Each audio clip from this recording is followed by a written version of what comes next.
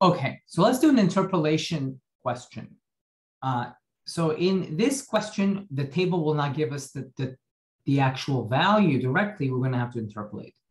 Also, I'll show you what this means. I'm being asked here to find the specific volume at pressure of 1.73 bars and temperature of 0 degrees Celsius for refrigerant 134A. Okay, so the only numbers I'm given here are these two, pressure and temperature. So I have two options. Either this is a saturated system or this is a superheated system. So that's what I have for the refrigerant. Okay, so if I look at my saturated refrigerant, I have two options for the saturated refrigerant. Either I go with the temperature is all nicely incremented table, or I go where the pressures are nicely incremented table. Since I'm given fairly unusual pressure, that's not going to show up here. I should go with a temperature table, which I am given 0 degrees Celsius. That's easy to find here. So if I go to the table here, I'm going to go to 0 right here. And so I see that at 0 degrees Celsius, okay, that the pressure is 2.9282 bars. Okay, so that means that my system here is definitely not saturated. How do I know? Because for the saturation, I only need to fix one variable. So if I'm fixing the temperature at 0, the pressure will follow suit. I cannot have a saturated system at a different pressure with this temperature. Conversely, at the saturation, when I have liquid and gas coexisting, the temperature and pressure must remain constant. So I'm fixing the temperature at 0. I'm fixing the pressure at 2.9282. So it is definitely not saturated. So that means I'm going to have to go to the superheated refrigerant table. All right. So I'm being asked for the specific volume. So I have here specific volumes here. And I have a pressure of 1.73 and temperature of 0. Okay. So I need pressure of 1.73. This guy is at 0.6. That's not good. This one's at 1, getting closer, but no cigar. This one is 1.4, and this one is 1.8. So my value will lie between these two tables. Okay. And I know that it's going to be at 0 degrees Celsius. So what that means to me is that I'm going to have to read off the volume values at 1.4. So if you look here, I have at when P is 1.4 bars, when that's the case, the at T is equal to 0 degrees Celsius, I see that the V bar is 0.15219 meters cubed per kilogram. And when the pressure is 1.8 bars at 0 degrees Celsius, which is what I'm given, I see that my specific volume here is 0.11678 meters cubed per kilogram. Okay, so why is that important? Why did I write that down? I'm gonna bring that over to the whiteboard in a second. So what that means is I have a pressure of 1.73 here. Okay, it is not 1.8 and it is not 1.4. I don't have 1.4. I don't have 1.73 at the tables. It's not given to me. I only know at a pressure below it and at a pressure above it. So what I'm going to do is do this thing called an interpolation. And basically, the way this works is, I'm going to have I have a P1 and a V1. Okay, so that's this here.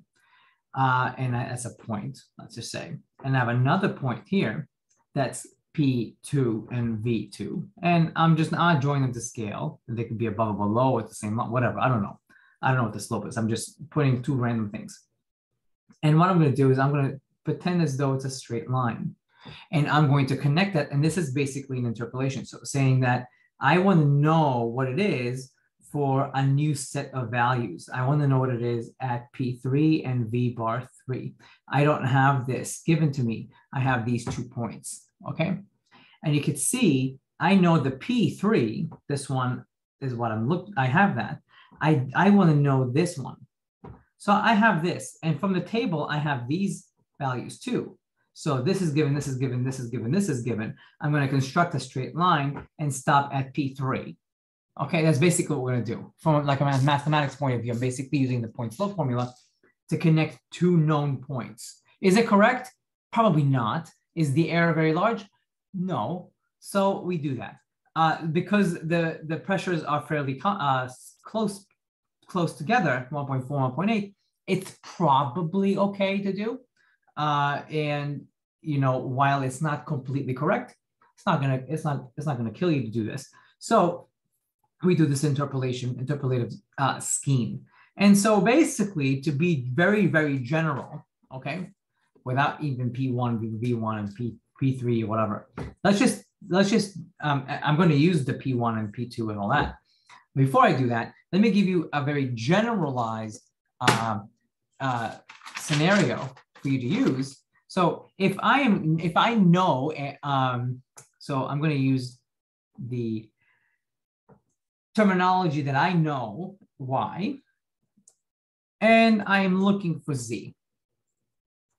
Okay, and Y and Z could be any intensive variables or extensive variables, really, any two properties. Okay, so what I'm going to do is I'm going to say that I'm going to select a Y that's below Y, a Y1 is below Y. Okay, and I'm going to find its corresponding Z. Okay, from the table. And that's basically what we just did, where Y1 is less than Y, and Y is given, right? So I'm giving you Y. In this particular case, it will be P is equal to 1.73. So I'm going to select the lowest, the next lowest pressure, which is 1.4, and then read off whatever I don't know, which is the volume. Okay, then I'm going to select the one above it. So the next closest property above what I want. So in this particular case, it's pressure 1.73. I'm going to go to the next closest pressure, which in our case was 1.8. Then I'm going to read from the table. So it's going to be a very general treatment here. Okay, and again, I'm going to end up looking for Z3 or Z, you know, whatever you want to call it, Z unknown, where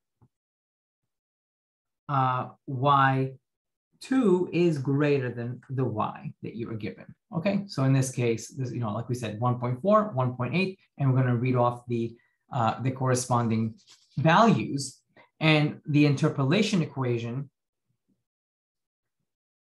is basically going to look like this. And again, I don't know Z. That's what I'm looking for. I'm going to look for Z. So what these two are corresponding, Y and Z. So I'm going to say that Y minus Y1 divided by Y3 minus Y1 is going to be equal to Z minus Z1. And I looked at 3, I meant 2.